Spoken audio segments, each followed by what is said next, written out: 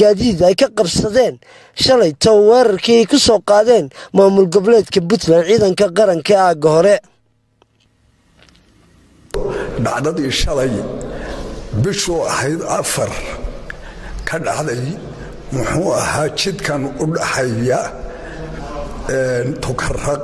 iyo laascaanood oo maamul goboleedka Puntland uu ku soo xadgudbay iyagoo doonaya inay jidkooda u galaan dadka maraya iyo safra wadada maraya halkana ku dhibaateeyeen dadka wadada maraya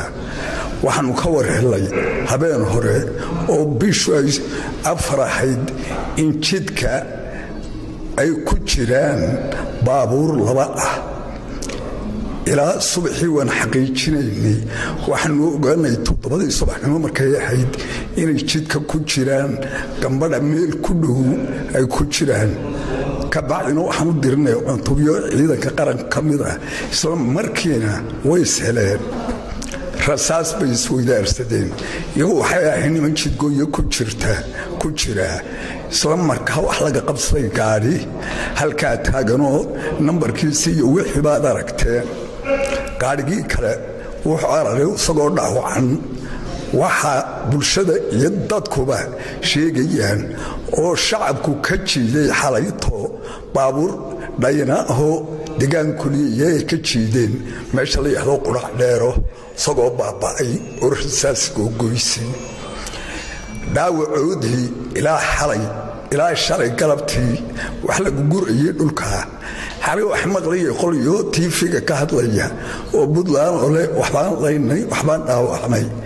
hadday wax dilaan hantidooda kama carareen dhaawacana kama carareen baabuurkii kale wateenna kama carareen oo shacabku maxay ahayday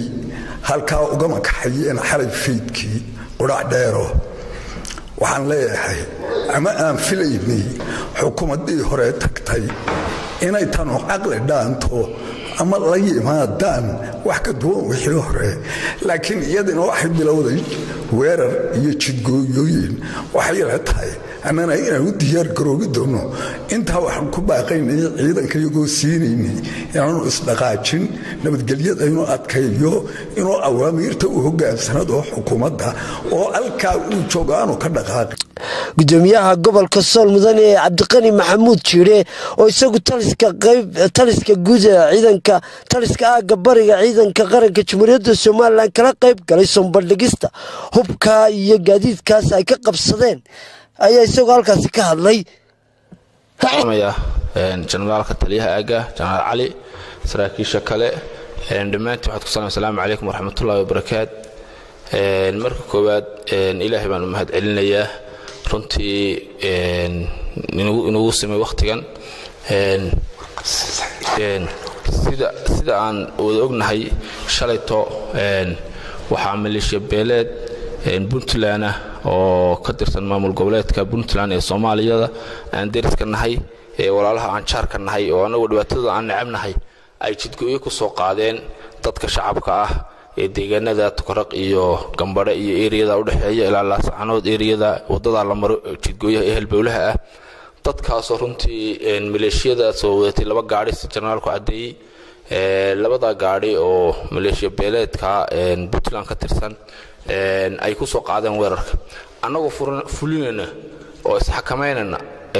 ahdaaftii iyo siyaasadii iyo go'aamadii madaxweynaha Jamhuuriyadda Soomaaliland Mudane Muuse Biixi Cabdi ciidamada qaranku way isxakameeyeen weligoodna way isxakameyn jireen jawaabtoodu kaliya waxay noqotay inay maleeshiyaadka dadka deegaanka iyo isu socodka gaadiidka iyo nabadgelyada xumeynaya meesha ugu jira inay ka kaxeeyaan nimankaas rasaas bay fureen dhibaatay u geysteen dadkii ciidanku waad aragtaan waxay la tahay war la qabaxay Soomaalidu tiraahdaa furkoodii iyo dhacoodiiba waad aragtaan gaarigaas laangurusalka cusub bay kaga carareen meesha kii kalena waa ka gubtay dhibaatadii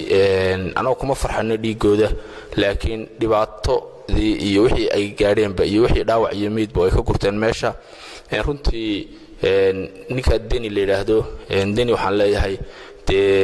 waxaad dawladnimadaadii ku daafurtay dulinimo waxaan kaaga digaynaa inaadan isku dayin mar dambe adiga iyo saaxiibadaaba inaad dadka difaac ciidanka qaranku waxay awaamir ku haystaan inay dadka nabadgelyadooda ilaaliyaan inay xuduudda Jamhuuriyadda Soomaaliland ilaaliyaan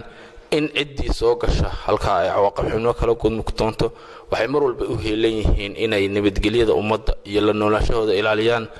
aad baan uga mahadcelinaynaa waxa cadeyn ah oo markhaati aan idin sheegno waka calaamadihii dawlad goboleedka Puntland ee Soomaaliya aan walaalahanahay jaarka nahay anagu aan dhibaatooda jeclayn gaadiidkoodii iyo cadeymahoodii waa kuwa waraaqihii laga furtay waxa loo sameeyay waraaqdan oo waraaq fasax wada marisa oo loo sameeyay oo loogu talagalay inuu ku dhaafo fasax sahanka abaaraha bay yiraahdeen marka waxay ugu talagaleen inuu ku dhaafo meel marka been abuurka ay waxa socon mayso runtii waxaan uga digaynaa mar labaad oo in ay faragelinta qaawan ay Soomaaliya ku hayso Jamhuuriyadda Soomaaliland inay ka waantoomaan inay nabadgelyada madaxweynuhu ku baaqay madaxweynaha Jamhuuriyadda nabadgelyada uu ku baaqay inay nabadgelyada qaataan baanu ka codsanaa dadka masaakiinta walaalaha aan nahay mar rabna inaan